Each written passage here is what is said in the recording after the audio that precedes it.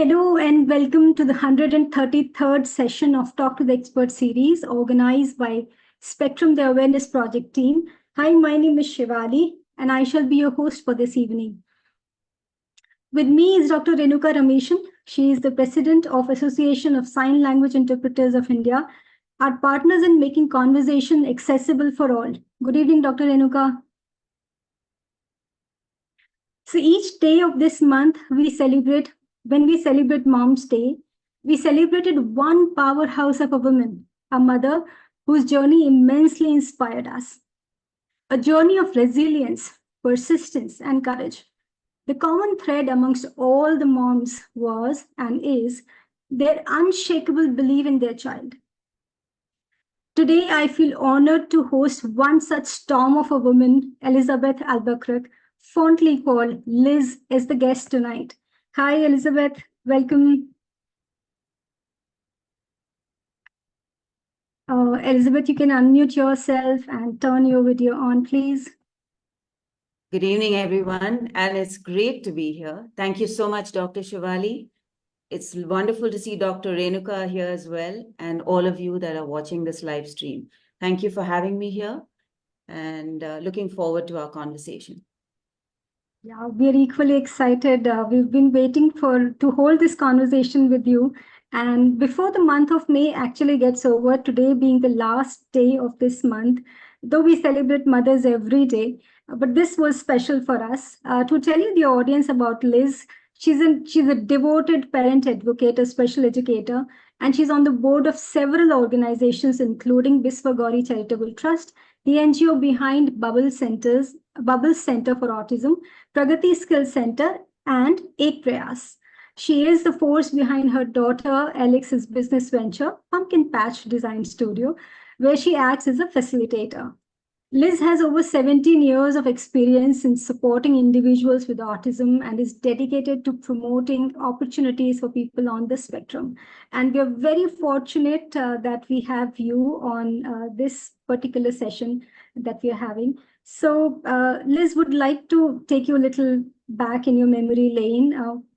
From the diagnosis, from Alyx's diagnosis to her now becoming an entrepreneur, how did you chalk out this plan? And please do tell us about what worked for you and Alyx. All right.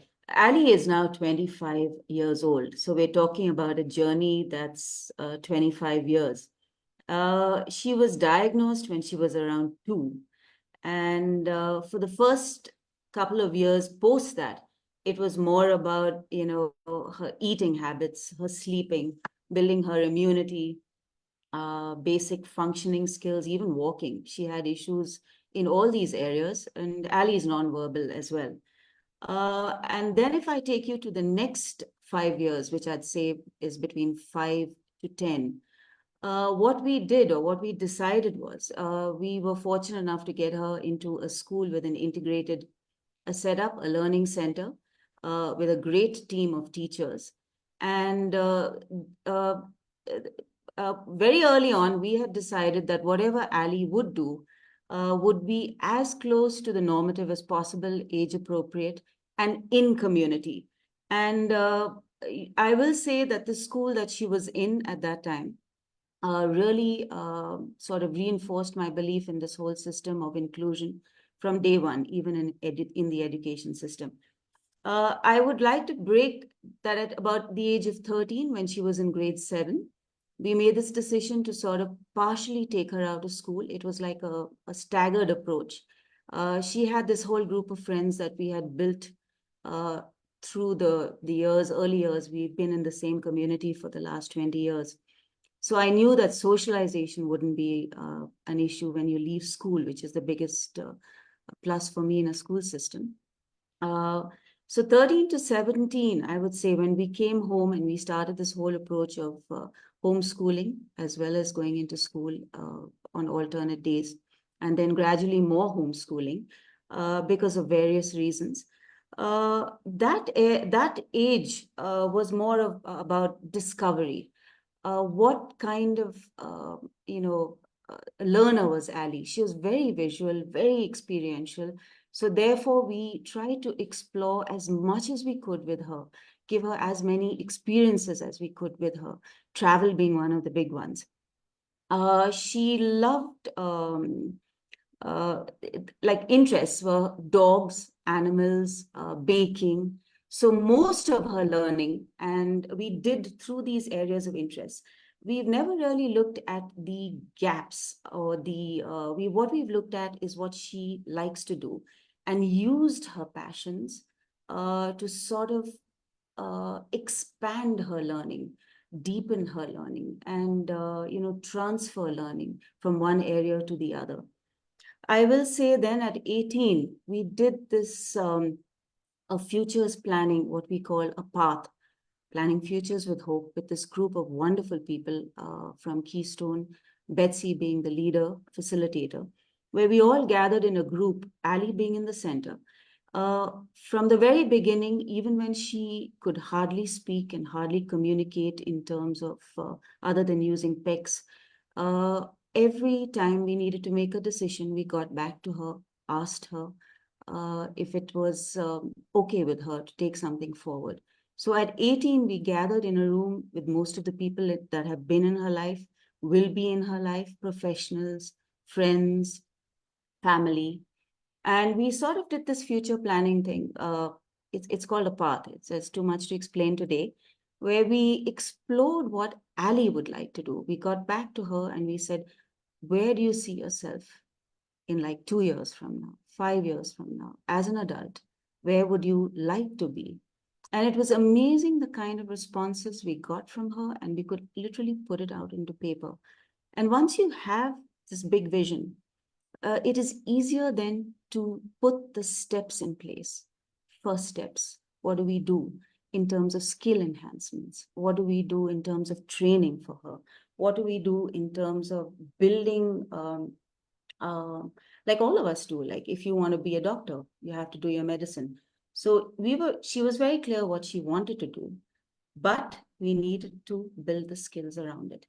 And that is exactly what we did from around 18 right up to about 22, when she began this whole space of wanting to do this designing and printing customized products in her dressing room. Again, we started very small because we wanted to know whether this was sustainable, whether this interest was sustainable, whether it was financially enough. And I needed to know how to set it up. What were the compliances? What kind of commercial space would it be? What kind of accounts and auditing? What was the team of support that we put into place around her? What was her vision and her mission in this workspace, and how we would take it forward? So she worked 2 years in her dressing room, and we realized that this was something that was very sustainable, not just as in terms of interest, but in terms of what she would be doing in her future. And that's where we're at for the last 4 years, Pumpkin Patch Design Studio. Yeah. Wonderful. That's So, very short, but hopefully, yes. yeah. Yeah, so it is very concise, though you mentioned the journey and you touched upon the major points and milestones, I would say. Very important to check what interests your child, whether the child be able to do it consistently. How do you created that support system around her, and which is so important for all of us. For all of us, we need to have the support system. Now, because you have gone down the memory lane, if you reflect upon, what would you tell your younger self as a parent, in case if you have some advice for yourself? It's more of a wish list, Shivali. It is, I just wish I had at that time the knowledge I have today about the space. It was so new, and we were so emotionally involved in this whole area because we wanted Ali to have the best opportunities. And in those days, I'm talking about 22 years, we were in an Air Force station. The access to information, the internet, was much less than it is today to any kind of knowledge. So if it is a wish list, I would say I wish I had the knowledge I have now then. I also wish I had a lot more patience Because as you get older, you sort of, things are not black and white, and you're a little more accepting of whatever's happening. And so, yes, patience.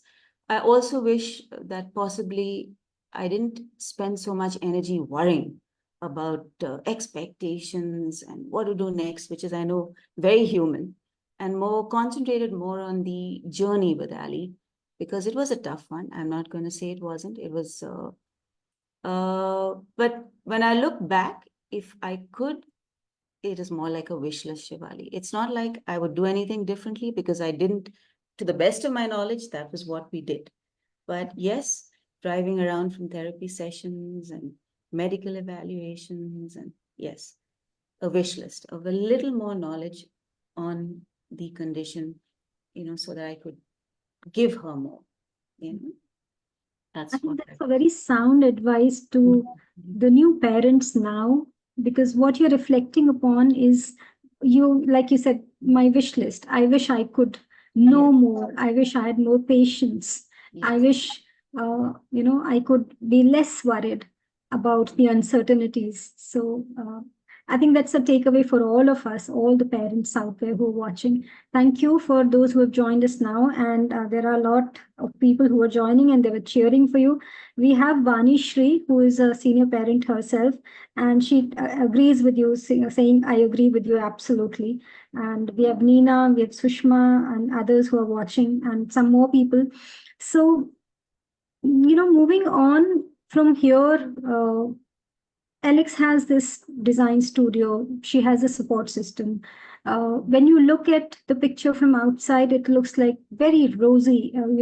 For most parents who want their children to be independent, being able to contribute and live a life meaningfully, it all looks very much like a picture perfect. And every Thursday we do a feature which is called Talent Thursday, and where we feature all the young entrepreneurs or somebody who's done great achievements, a journey which inspires all of us to look forward to and not give up on our child's abilities or the lack of. So we often hear that not everybody is so resourceful. Now, what would be your response to this? First off, on the spectrum, every one of our youngsters is so unique. And so, therefore, every one of our journeys and what we strive for is going to be uniquely yours. So, I really would say resourcefulness actually comes from two areas: internal, that is yourself, your strengths, your creativeness, your problem solving, whatever way you want to, and your support system. And that could not just mean your family and how they look at your ideas and allow you to act on them, but the community at large, as well as what is valued in, say, our culture or our society or our space. So when we say resourcefulness, it is not just an independent term. It is so interconnected with everything that we do, from starting from our youngster, from our child.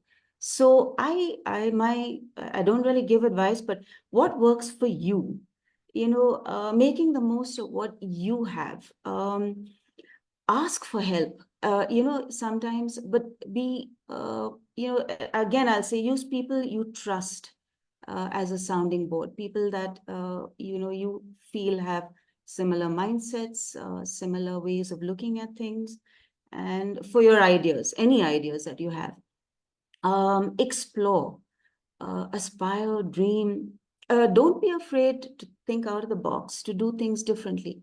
Because, like I started this answer, each one of our youngsters is so different. Their needs, the way they respond, their interests. So, therefore, your journey is yours. Your resourcefulness is dependent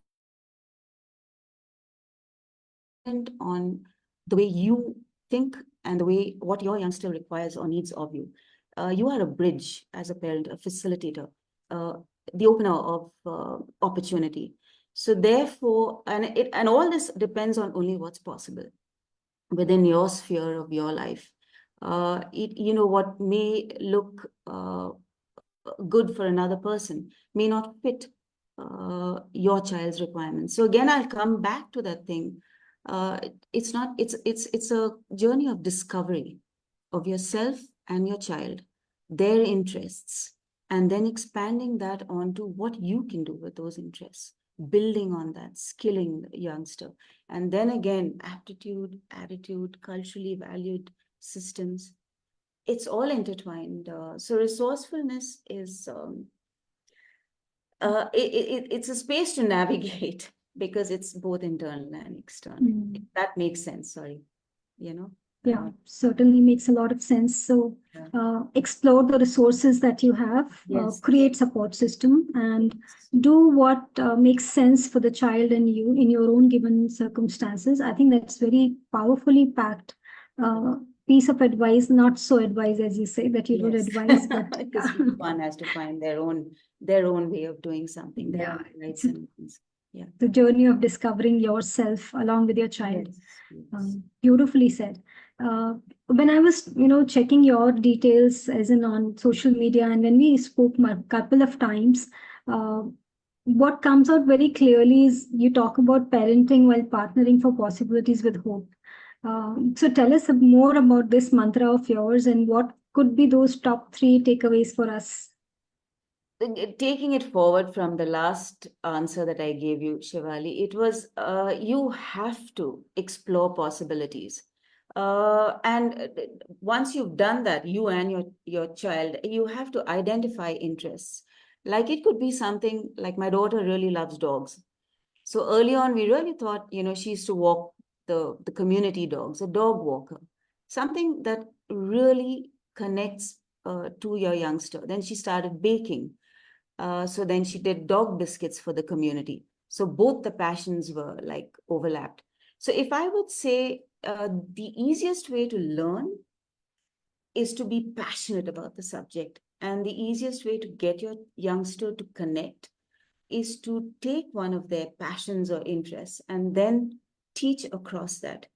Like baking, say, for example, you can teach math skills, you can teach language, you can teach, systematic step down following instructions like a recipe. You can teach blogging because she had a blog. You can teach computer skills. So you can science, mixtures and everything else, substances, the way textures. So using an interest, you can really so explore and identify, discover the interests, and use that interest to basically build capacity, build skills around these passions and interests. They may change, it will change, all of us change through the years, but you use that. And then once you've got that going and you're skilling the youngster, like in Ali's case, when we figured it was computers and she did basic computing like data entry, Word, Excel, and things like that. And then she moved on to animation or Photoshop, Adobe, and now she knows stuff that I don't even know how to say. But it is, you build it, you build it. It's like a wall, you build the bricks and you support from under and you keep building. And it has a direction and a focus. And you can then, once you've figured what they're doing, what's the skill, what's the vocation, what's the space they want to work in, take them on these trips of exposure into design spaces, into computer spaces. Let them see stuff working. And you've also got to figure out what kind of aptitude your youngster has. Can they work in open space environment like corporate setups? Can they work in, or do they work better in a supported environment space when we're talking about work, vocation? Or do you think as a parent, you have it's not just financial, there's a whole lot to customize a workspace like we've done for Pumpkin Patch.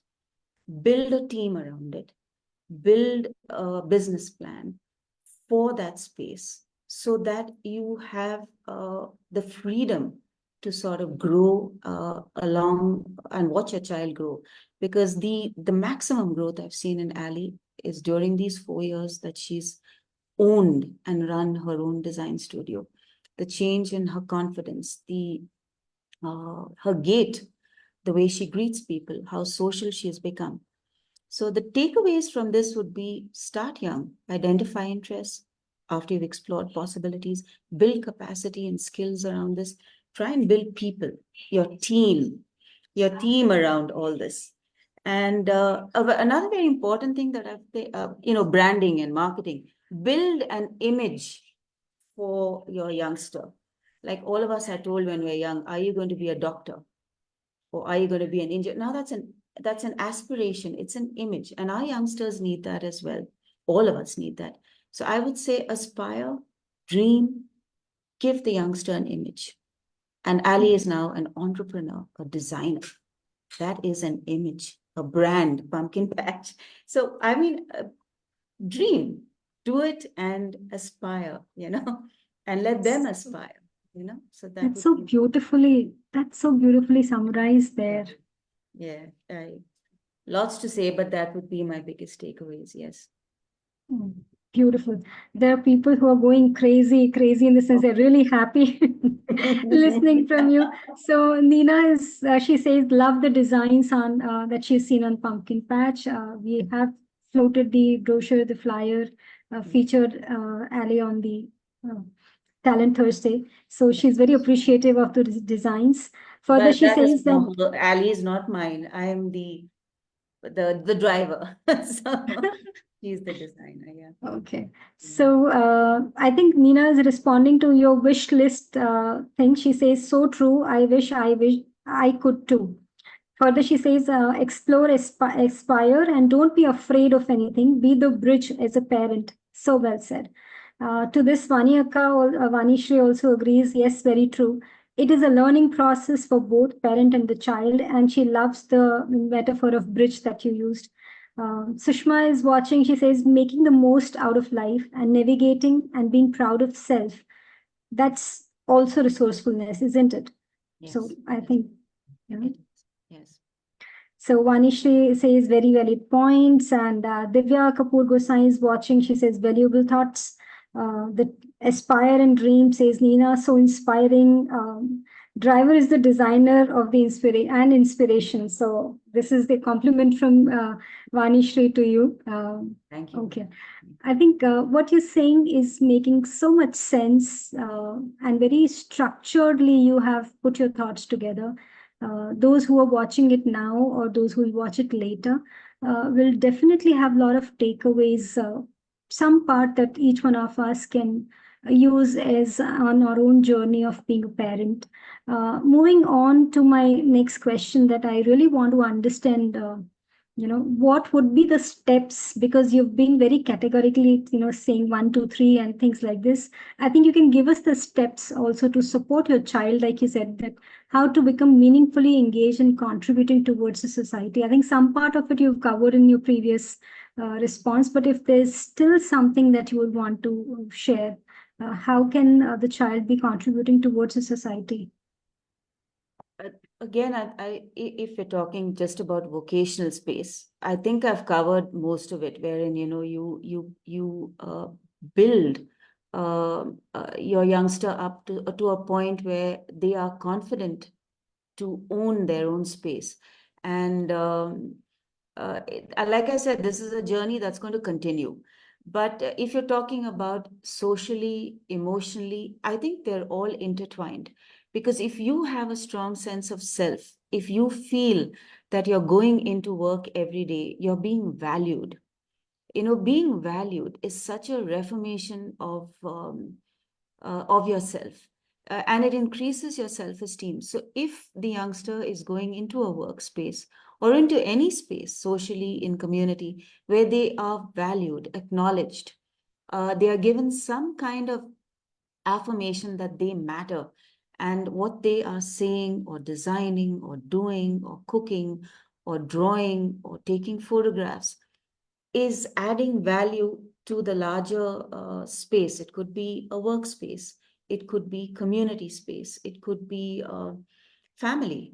But I really feel that this whole thing of being valued for a particular role or a job or a task that you're doing, and you're getting that affirmation from somebody or everybody, really adds to this whole space of the youngster growing, the youngster uh, contributing and the youngster being part of the larger community. Does that sort of, and if you're just talking vocation, I would say, like, go back to the last one, find the right fit. We have this word in corporate job matching. So I think that's very, very important, because if you want to sustain anything and if you want the youngster to feel empowered, again, I'm using a cliched term, but it is so, you have to give them this sense of affirmation, a sense of being valued, a sense of being acknowledged and heard, and you're coming to them to do something that only they can do. I think that is for all of us listening, is the biggest takeaway when someone tells you what you do is something that is valued.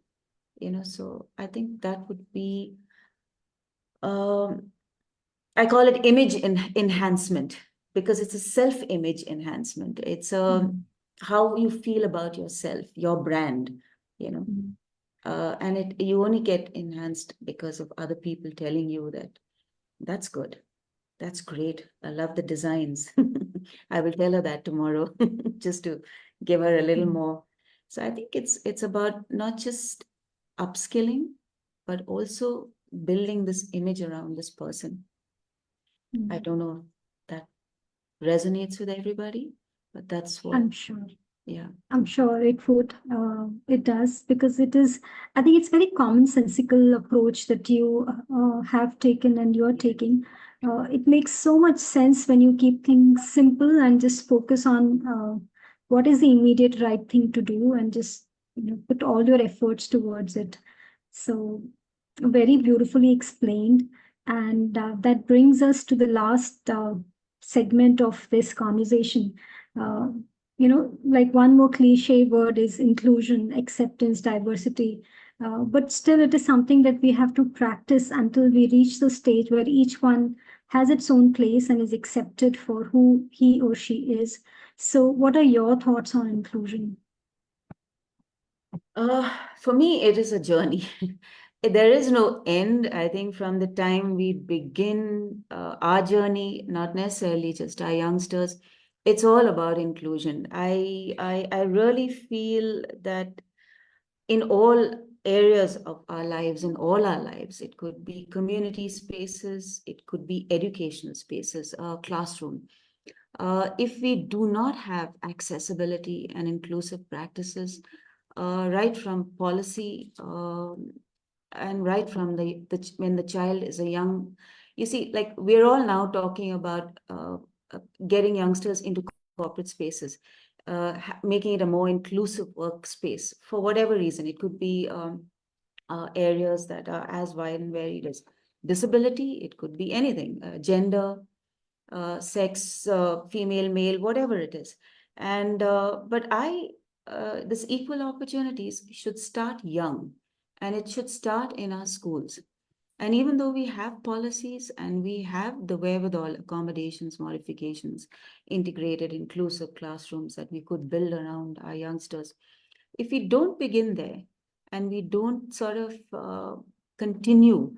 So for me, inclusion is, if I'm going to say, it starts from the time we're born to the time it's all about accessibility, equitable opportunity, equal opportunity, removing barriers, making things, even physical spaces, accessible, respecting and valuing people's opinions, ideas, their differences. So I know it's a utopian ideal, but I really believe in Ali's vision. I don't know if it's wherein every individual matters, and every individual has something to contribute and can make changes. So I completely believe in the individual as being part of a larger. The fact that you're listening to my story and inviting me in is inclusion. So, I mean, inclusion for me goes across almost every space in life. And it just doesn't cover only disability, but just about every marginalized, vulnerable space that we, have created. So, yeah. Wow, very, very powerful thoughts there. And I think both Umayal and Nina, they are saying so inspiring. And a lot of takeaways there are from this conversation. Is it the time when you want me to show the presentation that we have? Would you want me to? If you want to, Shivali, it's a presentation we do when we are invited to universities or colleges, wherein we say how we approach this whole process. There are about 36 slides, so if you want to just quickly go through them, if you've got the time, I don't know. And if anyone has questions, then I don't mind answering them later. I think it makes sense to take through the slides. So parents who would want to take some Yes. concrete lessons from here can actually go through this. I will try to share, and I would request the viewers to let me know if you're able to see this. Um, just give me one moment. Okay.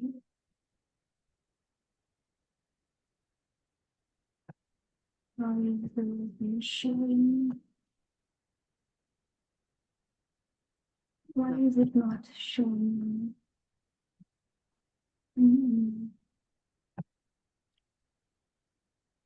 Okay, let me see if this. I think the PDF doesn't go well on Facebook, but let me just give it a try. Are you able to see the screen? Yes, Let me see if I'm I able can to see see. it. Yeah. I'm not sure, but I'm on Zoom, so I don't know. Yeah, so we can. I'm just waiting if it is appearing there. Mm, It is. It is. So you can start talking about it. I'll go mute. This is a team. This is the Pumpkin Patch team, but we also work with various setups across India, wherein we work with resource centers that work with youngsters with disability, marginalized women, for sourcing products that we use for our customized spaces. We also work with a lot of young artists that are on the spectrum. We work with youngsters that want to set up their own spaces. So there's a lot of visioning that happens in our core area, which is inclusion, outreach, awareness. Just sorry to interrupt, Dr. Renuka, because you're not visible, so maybe you can stop signing. You're not visible on Facebook. Yeah, back to you, Liz. I'm starting from the first page now.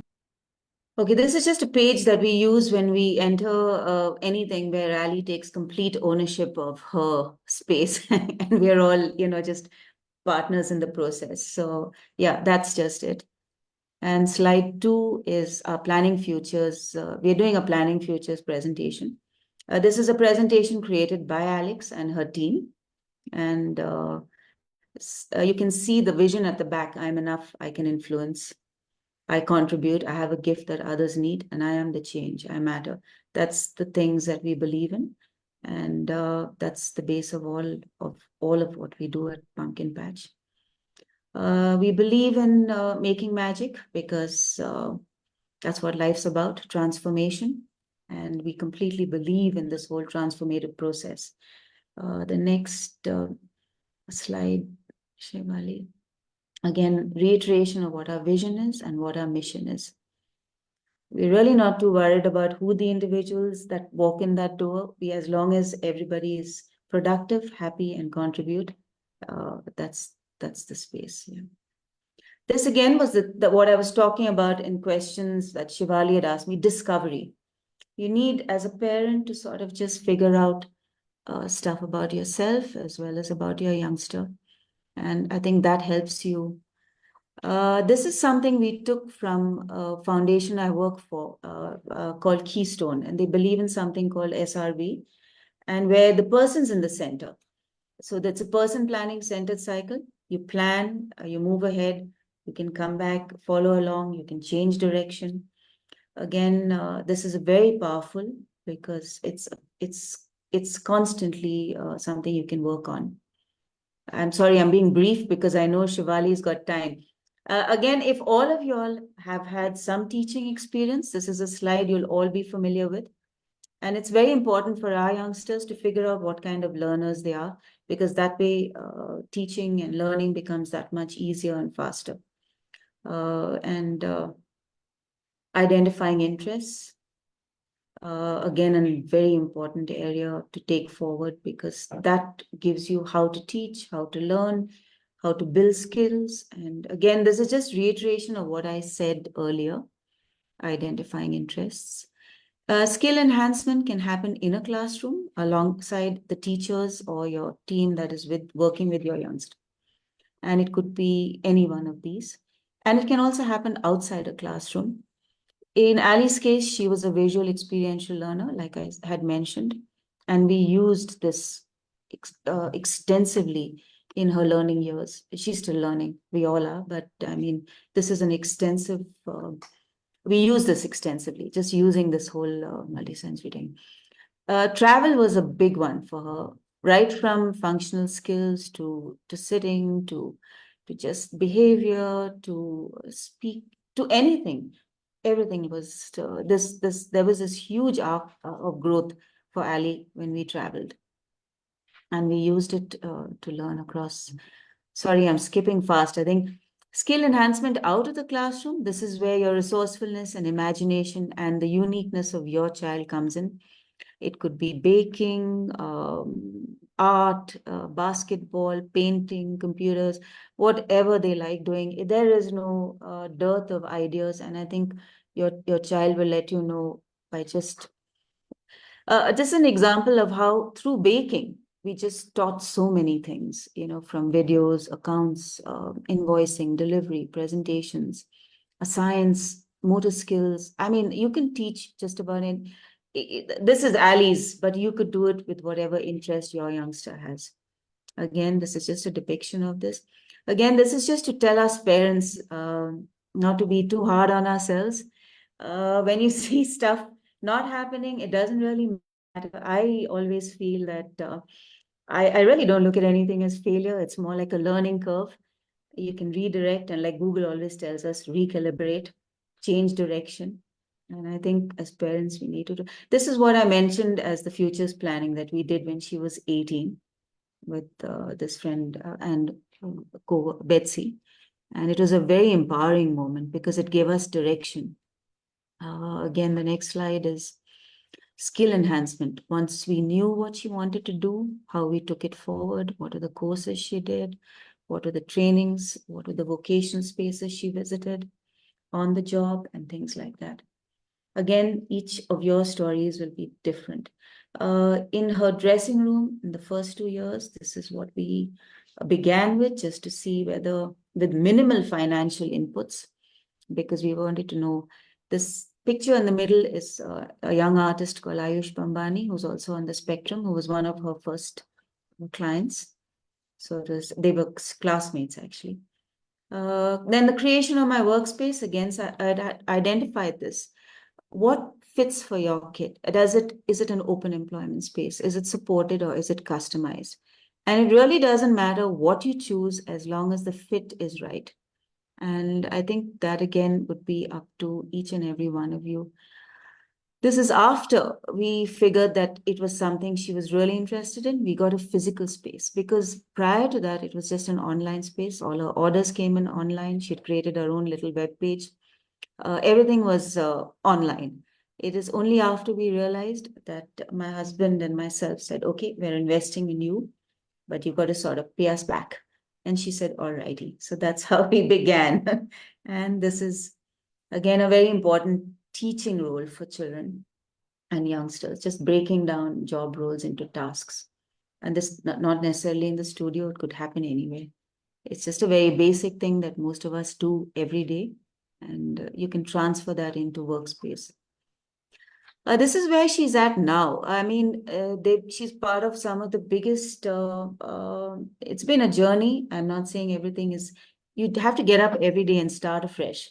And so she's been part of 100 Hands, Astakar, a lot of spaces that are spaces for artisans and craftspeople.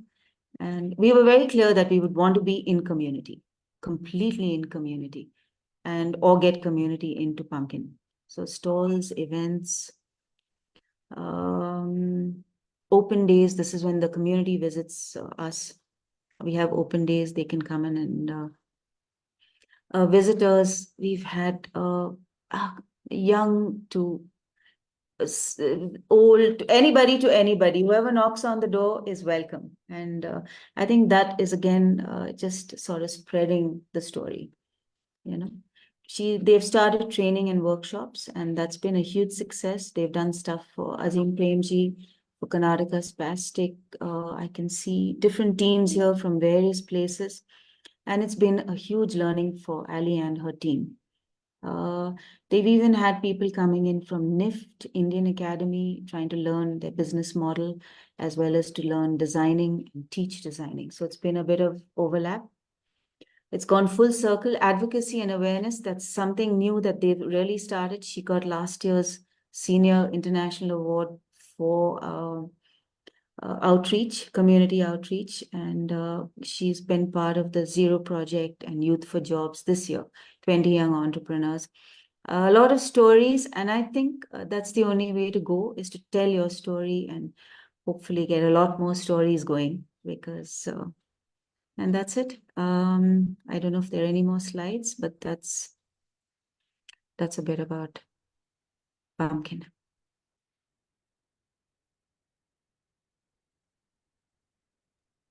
All right. I think there was some internet lagging here, and I just couldn't understand if this was the end of the slide. But I think it made so much sense. Yeah, when you showed it to the whole model of how things have been executed. So I think a lot of parents would be benefited by what you have shared, Liz. Is my voice reaching to you? Is it audible, clear? Okay, wonderful. So thank you for such an insightful evening that you shared all the details so meticulously with us. And so I think with an openness that, everybody needs to learn and grow while we are discovering our child and ourselves in the journey together. So I think this will be the best way to end the month of May, where we are actually celebrating mothers and motherhood. Thank you, Dr. Renuka, for being so patient and with all your signing and everything. Really appreciate it. Any ending message, last notes that you would like to share, Liz? Please do visit Pumpkin Patch just to sort of get the feeling or the vibe of what possibilities are out there for you. And yeah, do get in touch. I love talking and I love sharing and I love listening to your story and sort of, so please, and thank you again, Dr. Shivali, Dr. Renuka. It's been a brilliant evening. Thank you for allowing me to share our story as well. Thank you. Lovely. So, to all the viewers, please do watch, go watch the session, go to the website, look at the details that are there on the display, on the brochures. And tomorrow, June, the new month starts, and this June, we will be talking a lot about mental health, Fab Dad Fridays, and a lot of fathers and a poetry reading session. So there's a lot which is lined up for you. So thank you for connecting with us tonight, and have a pleasant evening, everybody. Thank you so much. Thank you, everyone. Thank you. Bye-bye.